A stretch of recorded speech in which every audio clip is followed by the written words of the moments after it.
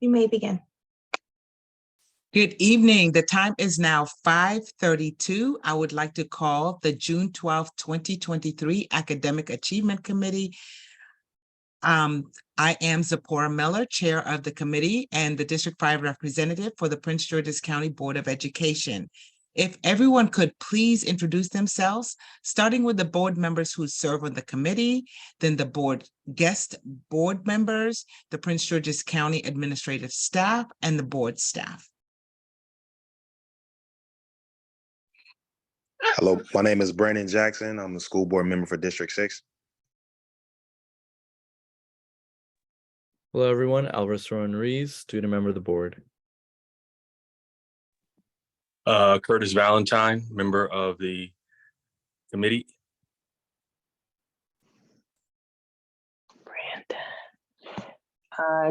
Judy Mickens Murray, the ex officio member of the committee.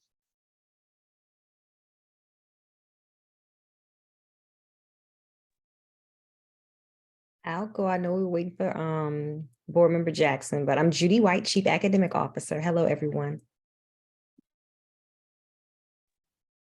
Good evening. I'm Gladys Whitehead, the Director of Early Learning.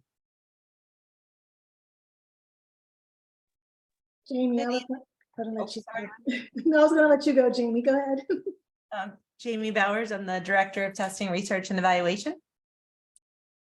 Good evening, Andrea Cersei, Early Childhood Supervisor. Good evening, Jessica Guerrero, Board Office Staff.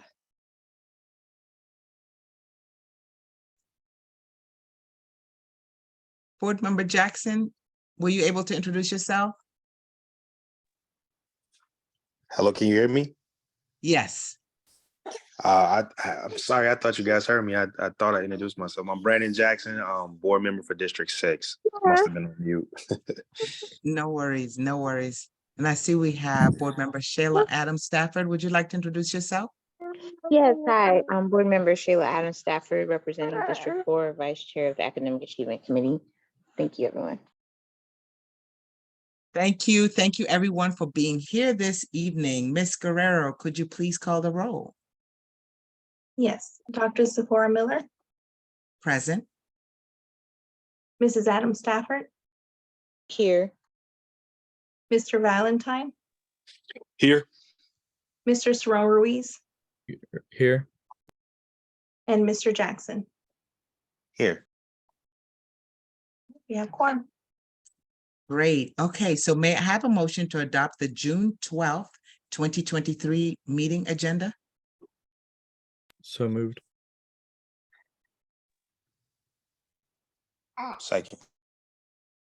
All in favor signify by saying aye. Aye. Aye.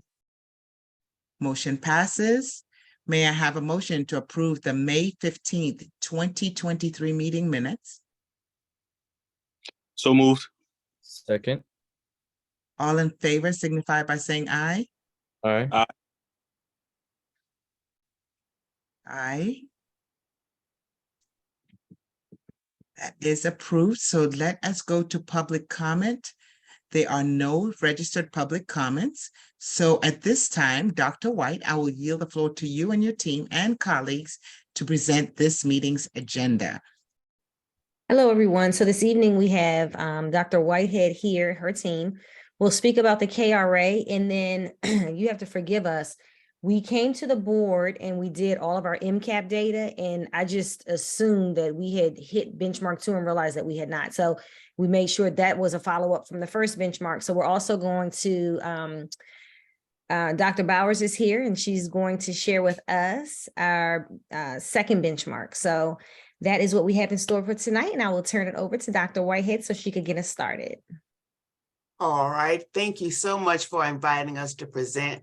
Andrea, if you would pull up our presentation, please.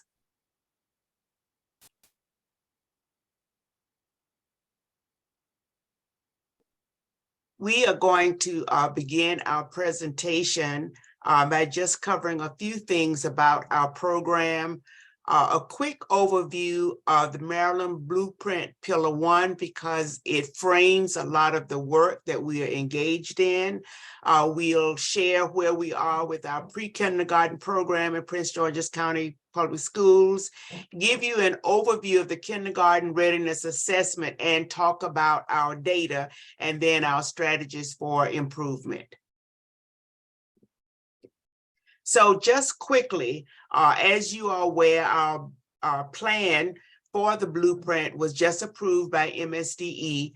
And one of our key focus areas is increasing access for pre-kindergarten programs. And of course, we can't do this alone. If you've seen the Maryland Blueprint for construction, you'll know that every new elementary and pre-K-8 middle school will have more pre-kindergarten classes. The goal in the blueprint is to try to serve all of our students first that are income eligible, and that's those that are 300% above the poverty level. And then, of course, we have to do this with our public and private providers, and all must be accredited. So one of our key things we've been working with human resources on is a plan for our paraprofessionals. In the future, they will be called teacher assistants or instructional assistants. So we've worked with the union to map out a plan to support financially those employees who desire to obtain the new credentialing, and we will be rolling that out in the fall.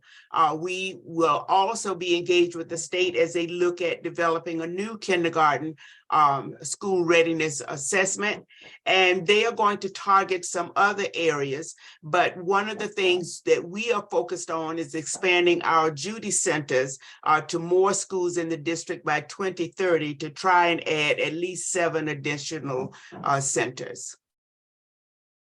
Okay. So here is our progress as we've made it from 2022, 23 through where we hope to be 2024, 2025. As you can see, we have been increasing our full day classes. This is our first year with all full day classes. So our data next year will be reflective of this change in our programming. So by 2024, 2025, we hope to be at 235 full day classes. And of course, we put this little slide in to remind everyone that it is important. All of our schools with pre-K classrooms must be accredited. And of course, the Early Childhood Office has undertaken an intensive effort to try and get this accomplished. And this is true of the public schools as well as our private providers.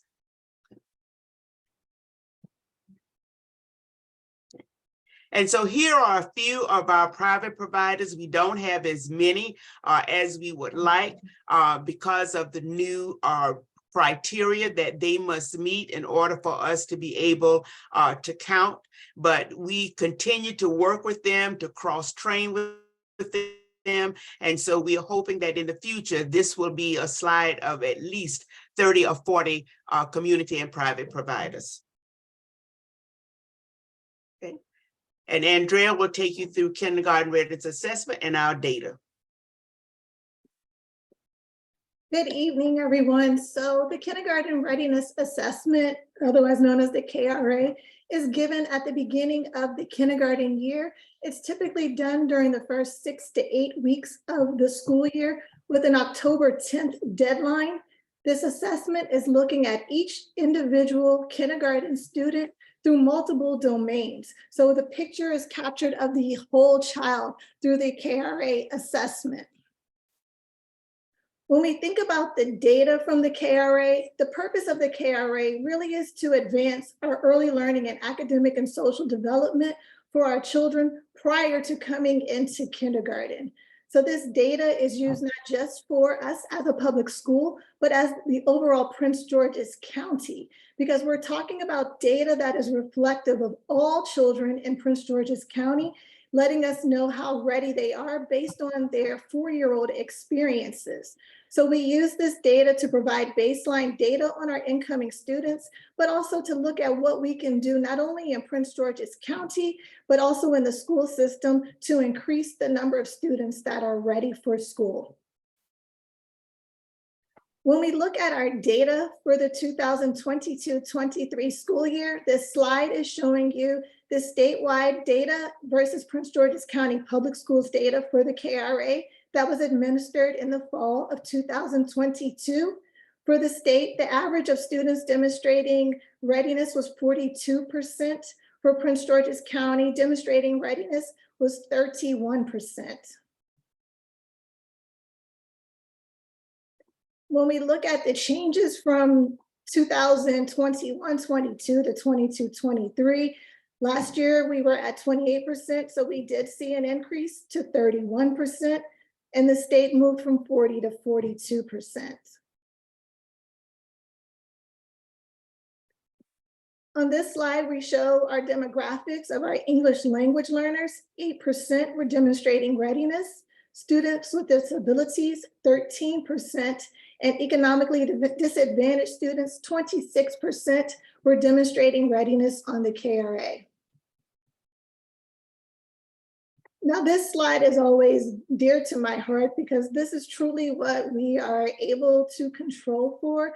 As I mentioned, the KRA is reflective of all students coming into Prince George's County Public Schools. And so this slide is really looking at the students who were in our Prince George's County Public Schools pre-K programs. So I'm looking at students who were in pre-K, students that participated in Montessori, or students that were in our pre-K special education programs.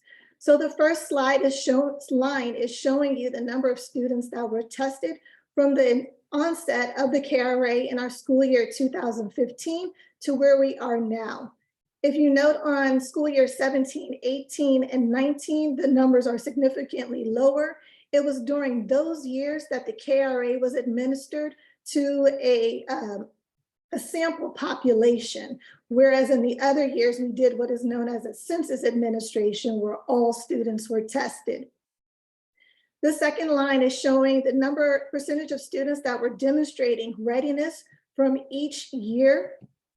And then when we get to the third line, we're looking specifically at those students that participated in a Prince George's County Public Schools pre-K program. And again, that's Montessori special ed or our pre-K program. So when you consider those students that were in our pre-K program, that's about 3,827 students, 37.9, 38% were demonstrating readiness. Now, when you think about that number, the next two lines are what's important. As Dr. Whitehead mentioned, we had half-day programs during the 2021-22 school year. So that number of 37.9% is reflective of the remaining half-day programs that we had in the county for last school year that are no longer there. We have all full day for this year. So next year, when we look at this data, it'll be reflective of all full day programming for pre-K students in the county. So when you consider our students that participated in a full day program, 40.3% were demonstrating readiness. The state, as a reminder, was at 42%. That half day, I understand it is low, but that is a reflective of students participating in a 2.5-hour program, which includes breakfast time. So that's really about a good hour and a half of instruction when you account for breakfast or lunch being given, as well as time for outdoor play. So that number, again, is reflective of half-day programming that are no longer available in our county. Every pre-K program is now full day.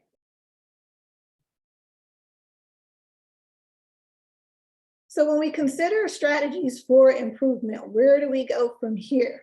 The one thing that we really want to ensure that is happening across all of our schools in our district, as well as with our community partners, we want to make sure that everyone is analyzing their KRA data. to look at what those standards are that students are showing strengths with, what areas are areas of need, and how we can work together to build the instructional strategies that are being used within our classrooms, as well as with our private providers, to increase the experiences of our children prior to entering into kindergarten. We want to support our school leaders with monitoring the pre-K instructional program. Part of the blueprint talks about us cross-training with our special education and ESOL offices to provide instructional strategies. And we're also working with our private childcare providers. So we currently, the private providers that we currently have partnership with, they are invited to attend all of our professional development opportunities. And as we grow in the number of childcare providers that we are partnering with, they too will be offered and extended the opportunity to participate in professional development, all with that goal of building our instructional strategies to use with students, because we know that KRA is not just reflective of the students in our school system, but those students that are in our childcare providers, family home care providers, and even our families that choose to keep their children at home, giving those families those instructional strategies that they need to support home development.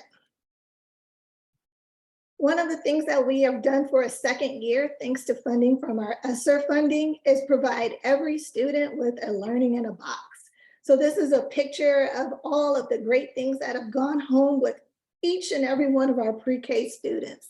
And then this box, it contains reading and math and social emotional activity cards. And on those cards are QR codes that families can scan the code, and it will take you to the Learning in a Box website. And there are videos, short videos, 3 to 5 minutes, from a certified teacher going over skills for reading, math, and social and emotional development. And all the tools that they need for those videos are found within those boxes. So each student went home with this box, and this is the second year that we've been able to send students home with the Learning in a Box. Now, one thing I do want to mention that we failed to put on the slide, but it just been a breath of love to make sure we're ensuring that students have summer opportunities. So we do have the Rising Stars program, which will be now in its second or third year, I believe, Dr. Whitehead. Third year for the Rising Stars program and our Acceleration Academy. So Rising Stars is designed for children that are currently in pre-K going into kindergarten. We have over 600 families who have self-registered their children to attend that program. And then Acceleration Academy is working with our students and currently in kindergarten through 5th grade. And that program has over 1,800 families that will be participating starting in July. So with that, that is an overview of our academics and achievement that we have in Prince George's County as it relates to early childhood. And we just want to let you know that one of the best investments that can be made in a child's life is high quality early childhood education. And we thank you guys for your support in building high quality early childhood education in Prince George's County. Thank you so much. Dr. White, I would like to ask you, how would you like us to proceed? Would you like us to ask questions now pertaining to early childhood and then the data when you present the data, or do you want us to wait till the data has been presented? No, because the data isn't about pre-K, so I'd rather let you all, since you just saw it and you can react to it and be able to ask your questions. Okay, thank you so much. So I see Board Member Shayla Adams Stafford. All right. Hi, everyone. First, I just want to say thank you. Thank you so much to Dr. Gladys Whitehead, Dr. White, Ms. Searcy, for the work you're doing with our pre-K babies. This is just such important work. And I want to give a special shout out to Dr. White for really listening when I brought to her some concerns from just community members just wanting to, be able to access some of the resources on our website. It was funny, one parent I was talking to just the other day, they said, hey, this website's changed a little bit. All this information wasn't up here last year. I said, I know, they're really trying to give you more information. And so I just want to say thank you so much for that, Dr. White. I really appreciate it. I had 2 questions here, 3. I wanted to know, in the professional development you're doing, I think it's so awesome that you guys are working with community partners and doing that cross-training. How much of that is, based in the science of reading, or Is that something that you all are working on incorporating, or if you already are, that's awesome. I also wanted to know, those learning kit boxes are fantastic, and I just wanted to know, are they available in other languages, or is that something like parents can choose to have them in different languages? And then I'm just really wondering, how can the board really support students being ready for pre-K and being ready for kindergarten? My thought is, we have such strong community partnerships. Would it be possible if there could be like a kindergarten readiness checklist that board members can have, that we can be giving out, we can put on our newsletters, we can give out to churches, or even a partnership with the library system? That learning kit, I know in my local library, if they had something like that, like even in like a little corner, that would be fantastic for parents to be able to take out. So how can we as board members support this work? And again, I just thank you so much. As someone in the pre-K registration process right now, I appreciate you so much. Gladys, can I just say a couple of things and then I'll let you jump in? Okay. One thing I just want to say, and I have to, sometimes all of our work crosses over. So immersion programs send materials, like they also purchase materials because they're purchasing it from a lens of what's in the language for students. So I just want to throw that out there, and she does that out of her budget. The other thing, Gladys, you might want to speak a little bit about with our own internal. I know, Andrea, you're going to speak about science of reading, what we're doing internally. When we're working with our outside providers right now, we're trying to work through accreditation, and it's a whole process. So they're going to talk to you a little bit about that. And then lastly, I just want to share that on our website for the summer, we actually have some documents on what your child needs to know by this grade. They're up and ready. And one of the things that I'm working on for 23-24 is a Board of Education branding toolkit. That could be like a one-pager that has QR codes, but also links to the website of where certain things are. So we do have those documents. We actually have grades all the way up, and we have a community partner form also. So when our community partners like Maryland Parks and Plan, different individuals or organizations have our students, it talks about what they can be doing while they're running their own program. Here's some key things that we would love for you to do, i.e. talk to students with academic language, i.e. talk about character building. So we have that for parents, and we have that for our community partners on our website. All right, thank you, Dr. White. That was a good introduction and overview. Our biggest challenge, of course, with our community providers and all of our partners is exposure. And the more people we have that are sharing the resources that we have and what's available, that's critically important to us. We partnered with the state of Maryland to develop a plan to reach our home care providers. So every time they step into a library, then there's something about, early childhood and the programs that are available. We have reached out with Child Care Connect. We go to all of their meetings, so we talk about the resources, the trainings that we have, and what's available. And I think that's critically important if we are going to build this public and private partnership, is just to make them aware of the resources that we have. Not that we want to come in and change their program, but if there's anything that we have that can help support them, it will serve our students, because it's in our data that those that attend with us do much better in demonstrating readiness than those that are in other environments. Okay. Andrea, you want to speak to the science of reading? Well, I'm going to start with accreditation, Dr. White, because I'd be remiss if I did not ensure that it was understood that that accreditation process is a beast of a process to ensure that we are meeting high quality standards. It is typically an 18-month process that we have condensed, because we know we are not in school for the month of July and August. So we're really putting our schools through this accreditation process on a September to June process. This school year alone, we were able to push 21 schools through this accreditation process. And I do want to say my colleagues in another district that's very similar to ours contacted me just last week and said, how's it going? And I said, well, it's a lot of work, but it's going. We've got 21 schools, and so far Every one of them has received a decision 1 from the state, which means that they're fully accredited. And she said, wow, how did you do that? We've only been able to get 3. So for us to be able to say that we've taken 21 through in a school year is just big kudos to my team. If I didn't shout them out, they know how much I appreciate all the work that they're doing, because we're a small team, but we're a mighty team, thanks to the leadership of Dr. Whitehead and Dr. White, who charge us with the how can you get it done. So we have figured out a way to make it work, and all of our schools must go through this process by fall 2025. So they're in cohorts, and next school year we have about 30 schools that'll start that process, in addition to a core group of schools, 24, 25 of them, that will have to be re-accredited. So we're talking about new schools starting and schools that need to be re-accredited in order to meet that blueprint target. So as it relates to the science of reading, we partner with our colleagues in reading. Simone McQuaid and I are joined at the hip with the efforts of science of reading.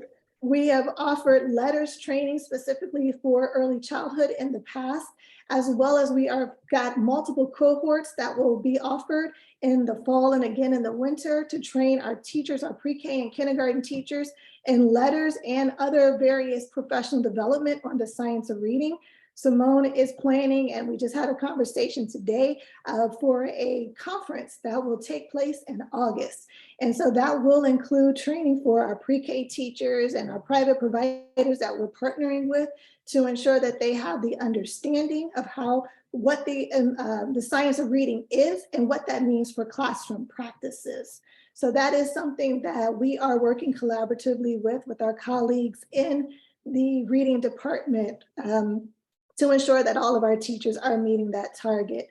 There was a question with regards to the learning boxes. They are currently only in English, and the videos are in English. And I just want to say, when the students take the KRA, that KRA is administered in English. So we want to give the students exposure to those standards from the English language, because when they're given the KRA, they're expected to respond in order to get the response correct in English. So having their exposure to reading, math, and social emotional standards in the English language will help to get them familiar with that academic language, reinforce what they've heard in the pre-K classrooms to support them with demonstrating readiness in the fall. And last year we did ask the company to translate the letter that goes home to parents into Spanish and English, so our parents will understand the purpose of the box with the toys and the books and know how to assist their children. And so, and all of our teachers held little parent orientations to walk them through how they could utilize the box over the summer.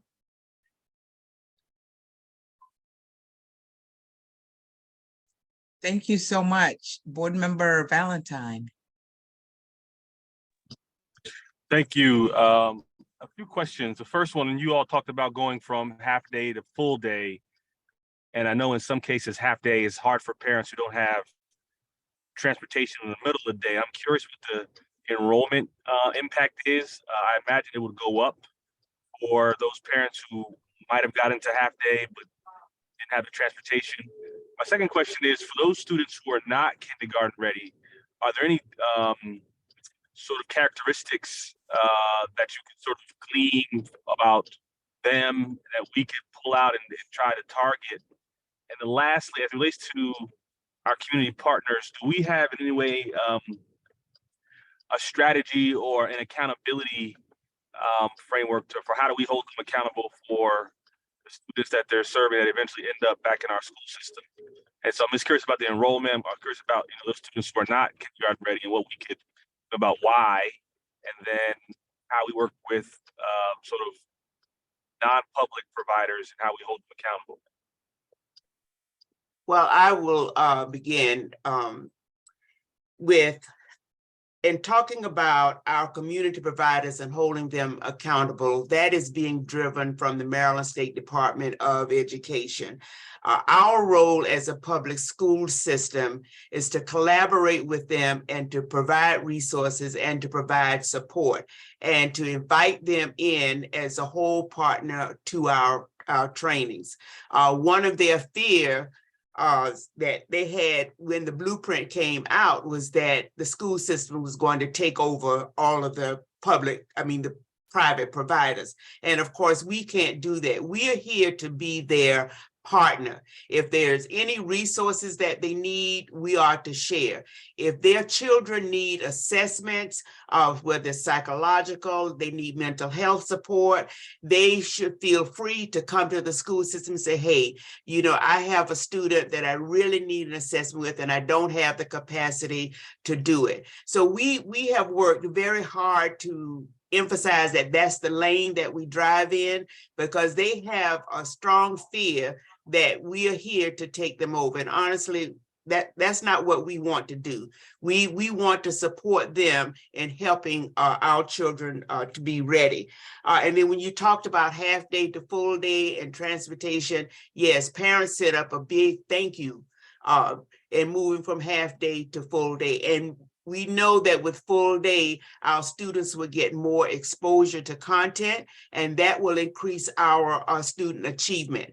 And so when you look at trying to characterize a student that's not ready, mainly it depends on exposure. When you look at students that are at risk of coming from income eligible families, they just don't have the opportunities.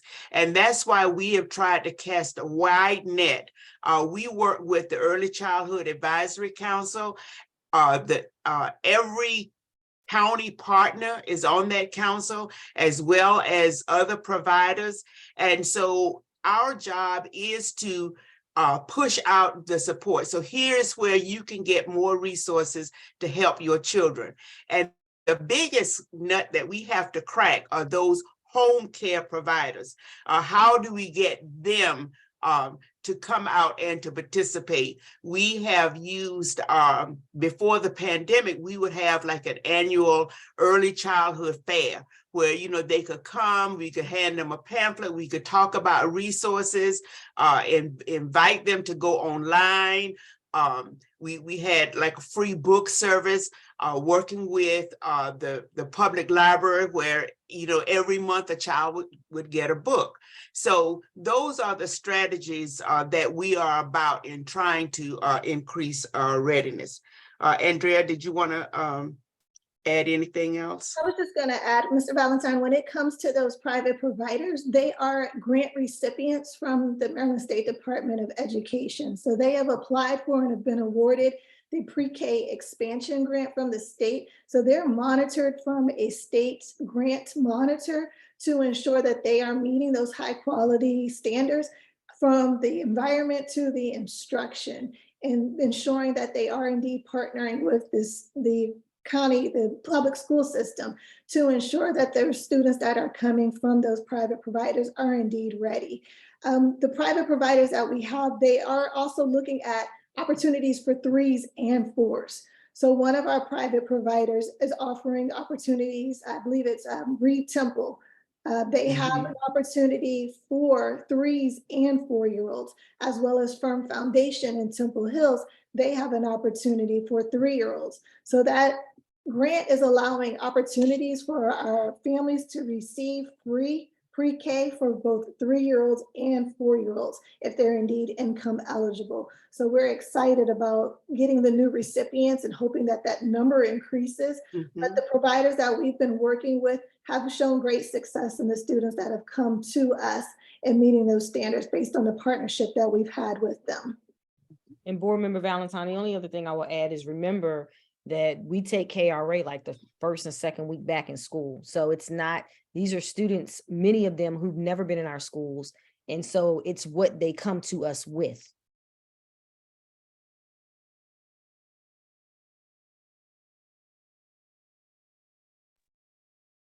Thank you. And I had a question, but Board Member Valentine asked the question. I was going to follow up. It was about the private partnerships. Are they, and I think you answered this already. So since they're getting the grants from the state, so does the state require them to get accredited just as It does. Okay. All Yes. right. That's all I was wondering. Okay. That is one of their requirements for an initial application is that they have to be at a bare minimum a level 3. So you saw that there were 5 levels. They have to, at a bare minimum, be at a level 3 with a plan to increase to a level 5. Mhm. So most of our private providers, what we're finding is that challenge of getting to that 3, 4, and 5 level. And Mhm. also they are required to have a certified teacher. Yes. So they are meeting very rigorous standards in order to receive that grant funding from the state. Mhm. So if there is a private early childhood provider who is interested in the grant, they would go directly to the state, or do they come to Prince George's County Public Schools to They're going start directly, the process? they're going directly to the state of Mhm. Maryland. They're the ones who are going to release the grant applications. We have worked in collaboration with some of the private providers who were interested in applying to ensure that they had key points into their application, Mhm. ensure that they met what MSDE was looking for. And we are here as a resource to those private providers that are interested in that process. A lot of times the hang up, what I'm hearing is that it's the certified teacher, because you have to have a certified teacher on staff in order to receive those grant funding. So that is very difficult, even as we find it difficult to have certified teachers. So even harder when you're talking about private childcare providers maintaining those rigorous standards. Mhm. Thank you. Thank you. And I do want to commend you, Ms. Cersei, Dr. Whitehead, and Dr. White, because 21 schools accredited is not an easy feat. So kudos for getting those 21 schools accredited. Thank you. Thank you.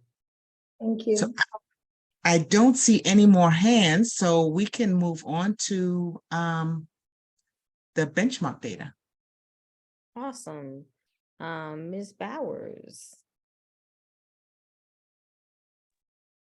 Good evening. How are you? I'm going to share my screen.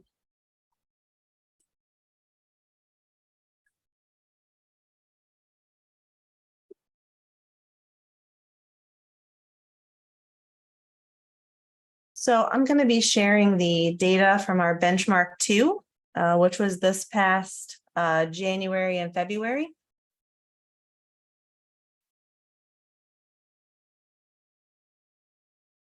And just as a kind of reminder, our benchmark program is part of our instructional program, Prince George's County. So under our assessment window, our quarterly benchmarks fall as one of our measures of students meeting expectations on the standards that they're being instructed on in the classroom. And our district assessment program, we like to be able to prepare our teachers with the data that we are administering for the assessments, as well as this year we've been able to share with parents benchmark results as well. So just as a reminder, our common interim benchmark assessment data in our 4 core content areas is available for teachers 24 hours after the tests are submitted and teachers have completed the hand scoring for those.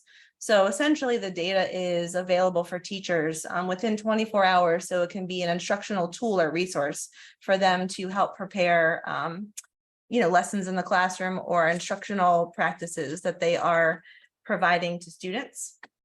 And then new this year, we've been able to offer parents and families access to the parent portal that right now is sharing out benchmark results for our 4 core content classes. This became available to parents in March of 2023.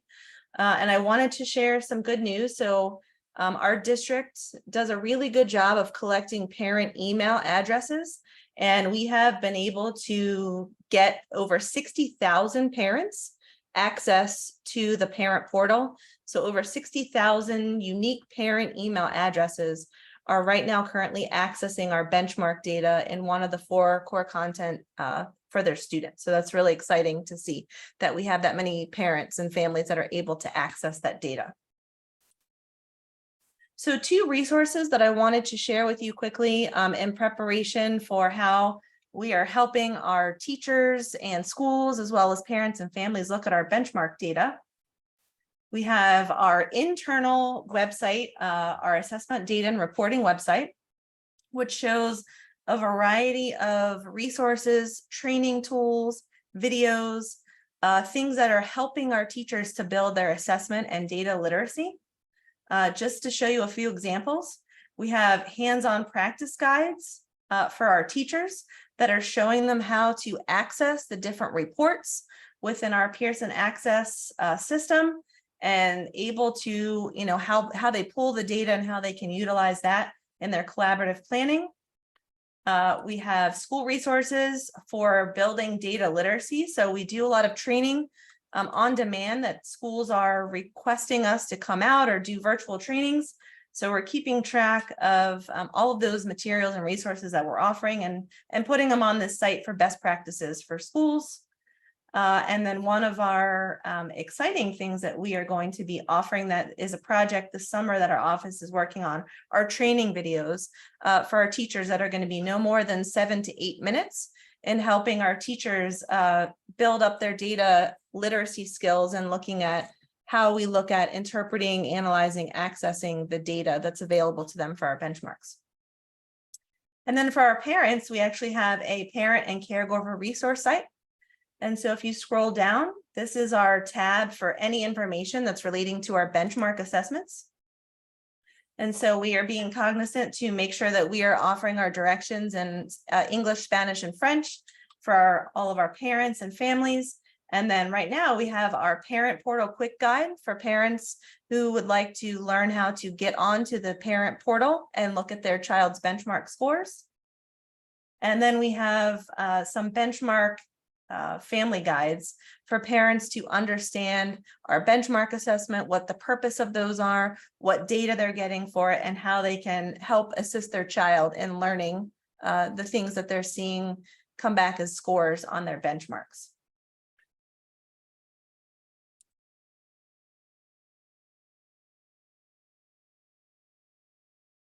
So what can parents see on the parent portal? So parents are able to see this individual student report for each benchmark that they take in reading, mathematics, English, social studies, and science.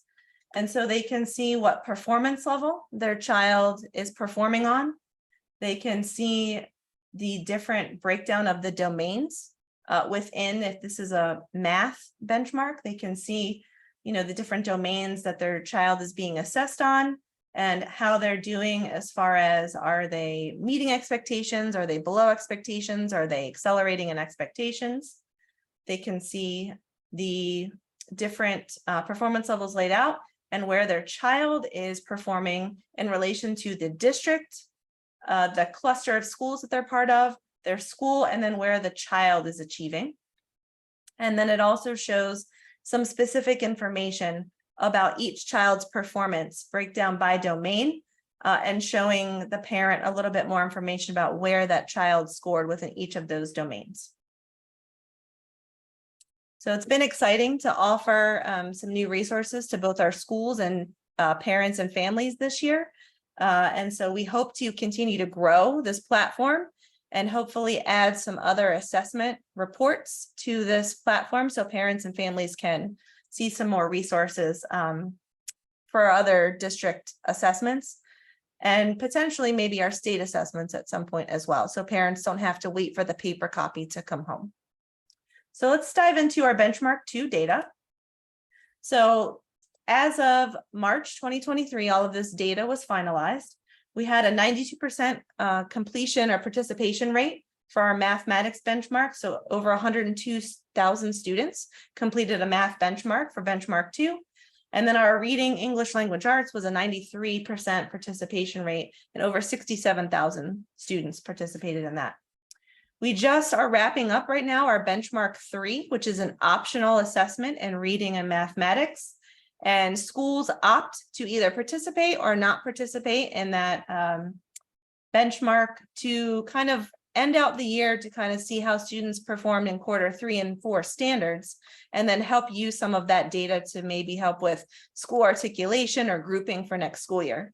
And so that optional assessment had a participation rate of about 58% of our schools. So more than half of our schools opted to give that data point or measure to our students this past spring. And the hand scoring will be wrapped up for that, and we'll have some finalized data in the next couple of weeks for that assessment. So benchmark 2 was our winter benchmark, and it was assessing standards from Q2. And so looking at our benchmark performance and reading, we can see that we had our 10th grade students were really performing well. Almost 40% of our students were meeting expectations. And that's, not uncommon to see based on the increase that we saw in our 10th grade performance on our state assessment last year in English 10. But relatively, all of our other grades are within 20 to 30% of our students who are meeting expectations. The reason why we have low percentages in 11th and 12th grade is we don't actually offer a benchmark for grade 11 English or grade 12 English. These would be students in grade 11 and 12 who are taking the English 10 assessment. So that might be a course that they are repeating. They didn't pass English 10 the first time around. So not surprising that we see a lower percent proficiency rate for those. So in looking at our benchmark 2 performance from SY22 to this current year, we can see a little bit of growth here in our students in grades 3 to 5. You see about 3 percentage points of growth. Our students in 6 to 8 maintained their percent proficient, and we lost about 1 percentage of growth in our 9th to 12th graders. It's not really uncommon, not something I wouldn't expect to see. We could have had more students in 11th and 12th grade that were retaking an English 10 course, and making our percent proficient, decrease by 1 percentage point, but nothing I don't think to be alarmed about. Then we're looking at our students who were on path to meeting expectations. So as we looked at for benchmark 1, we're looking at students who are right here in this approaching expectations. So those are students who are not quite, but on the cusp of meeting expectations on this assessment.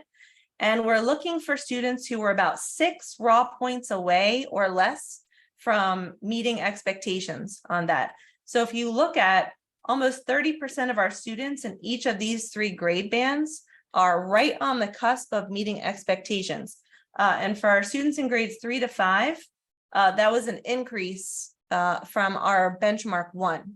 So this, tells me that more students are moving towards meeting expectations than moving more or staying in the approaching or below expectations, which is definitely what we want to see from our benchmark assessments. Looking at our math data, we added kindergartens because kindergarten students do not take benchmark 1 because they take the KRA in the beginning of the year, and we don't want to double test our kindergarten students. So we don't offer a math benchmark to our kindergarten students until benchmark 2. So for the first time, we're seeing some reporting from our benchmark students, and we're seeing, a really good trend in our K1 and 2. Our, a majority of our students in kindergarten, almost half, are meeting expectations. And then our students in grades 1 and 2 are also almost 30% of those students are meeting expectations. So that's a really great sign to see. And then, as we go harder, into the content, we do see our meeting expectations being a little bit lower than what we would like to see. But the positive note is we did see some growth between last year and this year in our students meeting expectations, as well as we are seeing more students moving more in that approaching expectations band and moving away from being in the below expectations. So in comparison with last year to this year, we did see our students in grades 9 and 12 and 6 to 8 make some growth in their performance, as well as our students in grades 3 to 5 and our K to 2. So this is a good sign of what we want to see. We want to see positive growth happening in our math. It might not be the exact amount of growth that we want to see at this point, but the good sign is we are seeing positive growth from last year to this year on the same exact benchmark assessment. And then when we look at our students who are on path to meeting expectation, again, we're seeing about a quarter of our students in grades K to 2 being right on the cusp of meeting expectations. So in math, we're actually looking at 4 raw points away from. And the reason why it's 4, not 6, is math has a little bit different structure of how many questions they have and how the point structure of each of those questions. And so we're actually looking at students who are 4 points or less away from being close to meeting expectations.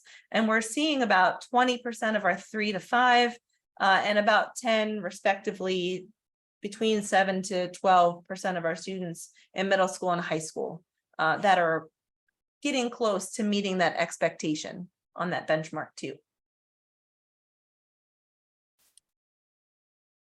So for next year, we want to make sure that we are offering the data in a timely fashion to our board members. And so Dr. White and I are going to be meeting over the summer to look at when all of our data will be available to make sure we schedule the appropriate data set for our board members at the Academic Achievement Committee. So as soon as we have benchmark data, as soon as we have, DIBELS data, as soon as we have a data set that you would like to see, we want to make sure that we have that available. And the state has also shared preliminarily that they will be sharing MCAP data from this past spring at the end of July. And so we hope to be able to share that information in September with the board. And I believe in October, there is a board work session that we're going to be diving in a little bit deeper into our MCAP data to kind of look at that in more of a work session fashion. So that is all of the data I have to share for benchmarks. We'll stop sharing and see if anyone has any questions.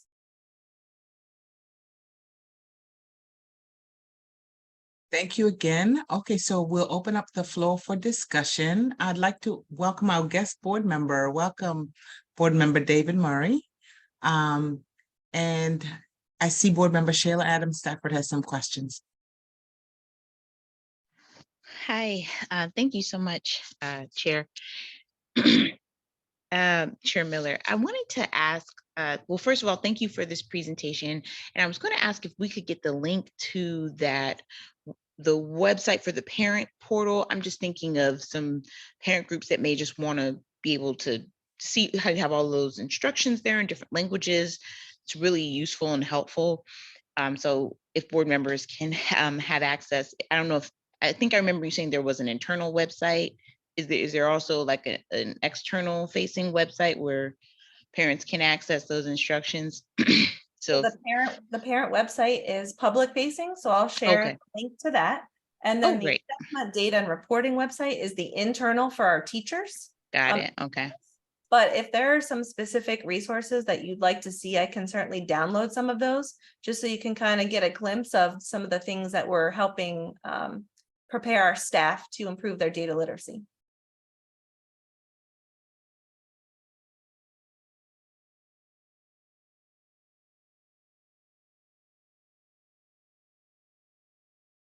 I don't know if Board Member Shayla Adams Stafford is frozen. I'll move on to Board Member David Murray, and if we'll need to come back, we will. Thank you. I had a couple questions. Is the end of year DIBELS data available yet?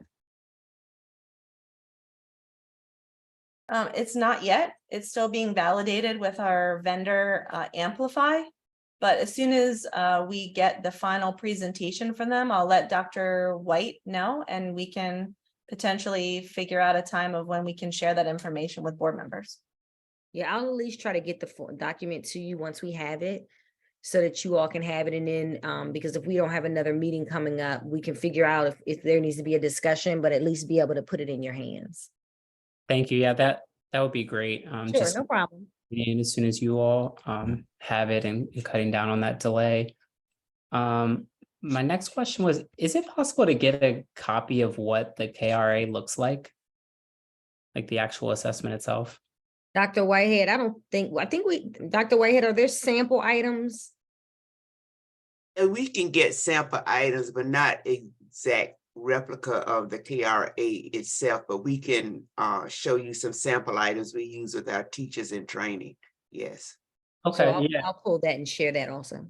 that would be great. And then I see in here it says they're developing a new one as it relates to the blueprint. Do we have any idea what that's kind of going to look like in terms of changes and how soon that'll take effect? No, that's under MSDE, so we are awaiting more information as part of our blueprint implementation. Gotcha. Okay, thank you. I think those are all the questions I have right now. Any other board members have any questions?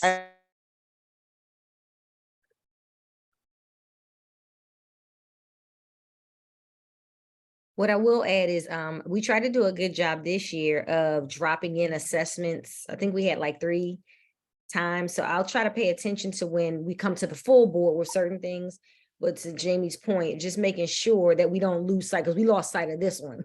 I think we've been bringing everything. So, and we were all, look, we were so excited in April because we were like, oh, we've covered everything. We're going to talk about decision making. And then we realized like, oh yeah, we missed the benchmark too. So we'll make sure that we, in the agenda, we find those moments to say, hey, this is now ready, and we can talk through what that needs to look like. Sorry, Madam Chair, if I could ask one last question before turning it back over to Shayla. Absolutely. I'm kind of curious about, we've had a lot of talk in kind of the K-5 space about some of the shifts that the district's making around the science of reading, but less so in the pre-K space. Is there anything that the administration can speak to in terms of how, if and how the science of reading, structural literacy is impacting the work in pre-K? You just missed it. We I'm are sorry. actually, Simone and Andrea, she's off. She's our supervisor under Dr. Whitehead. They actually joined at the hip. So our pre-K teachers have been getting trained this year. And know that by June 2024, all pre-K through 3rd grade teachers have to be somewhat trained in science of reading by June 2024. But we have pre-K teachers, and Gladys, you can jump in and add. Andrea was on here previously when they presented, but they have been already in training. Okay, awesome. I'll go back and watch the recording. Thanks. Okay. Hopefully my Wi-Fi won't go out again. All right, board Madam- members, Okay, thank while you. while you still have it strong, While go I ahead. have it. Miss. Yeah. Okay, I'll keep my video off. I think that can help us out here with the bandwidth. So one of my questions, I really appreciate, I just feel like over the years, the data that Dr. White, you and your team are presenting with us has gotten so more and more detailed. And I really appreciate that, how you all are pulling out those students that are just shy of meeting expectations and how that number is shrinking. And, I'm curious to know kind of what's our plan for those bubble students, and how can we support as board members.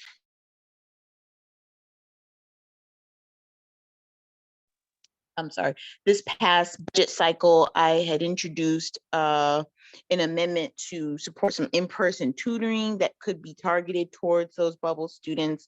I know that there are some out-of-school time programs that could possibly support, but if we're able to target students that are on the cusp in both reading and math, how can we really hone in and just really wrap our arms around them and help them get over that hump? And kind of what can the board do to support in that way? So what I would say is, I think you all have done a great job. You bring certain ideas and topics to us. So I know we've spent a lot of time talking about MTSS. I was actually on a call today with some members of my team and some vendors on how do we do a better job at, or finding the right platform, I should say, that kind of puts things together so that we can see it. So sometimes you have a student that'll stay in a certain tier and the teacher doesn't know when is that trigger point to move them on. So just trying to figure out how we help teachers that way. For us right now, so that's what I would say for you all. You ask good questions, and know that where we find gaps, we are listening and trying to say, now y'all know I'm the first one to come and say, we already doing something. But when you all say things that I'm like, we're actually really not doing that, and that's actually a great idea, I really do walk away trying to figure out how to incorporate and find ways for us to improve in those areas. One of the things we're trying to really make stronger with our school partners and our teachers is how to really take their data, utilize their data, look at it as part of the school performance plan. In our curriculums, we're building in those interventions in the school day, like in their classroom setting, because I think it's relevant when we talk about burnout of teachers, trying to get teachers for tutors.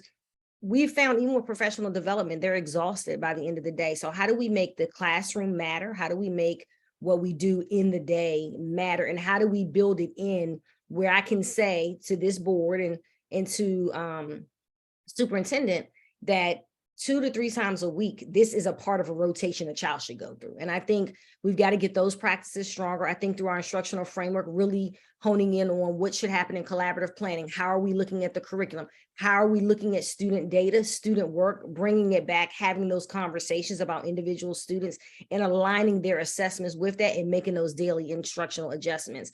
I'm excited about where we're headed with having teachers in the classroom and trying to provide professional development so they're stronger in the content that they teach.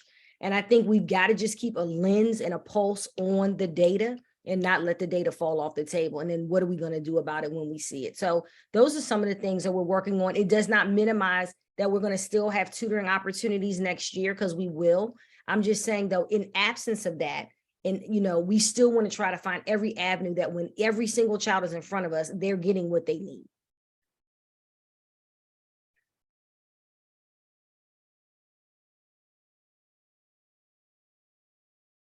Thank you. Any other questions, board members?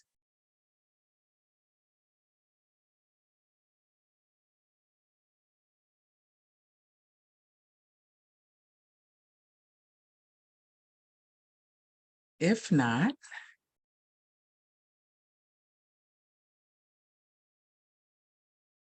okay, so we will move on. I wanted to practice my wait time. I don't know whether that was enough, but make sure I just want to thank you for coming back, Dr. White, and saying, hey, we have some more data, because it's always good to see where we are. And it was encouraging, like you said, I think it was Mrs. Bowers said, we're not where we need to be in the math, but seeing the growth and then knowing that what structures or what strategies did we put in place so that we can continue that growth in mathematics.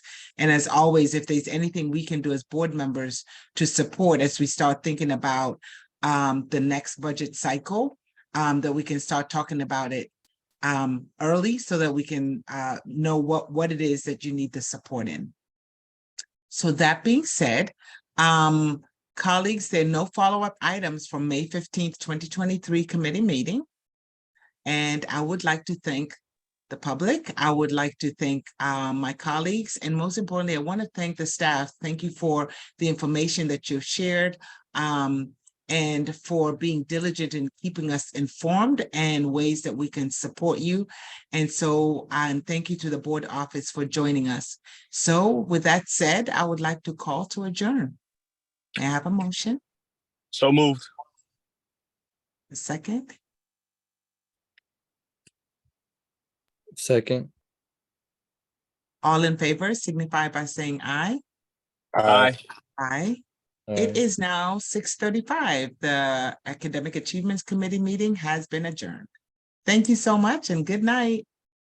Good night, everyone. Good night.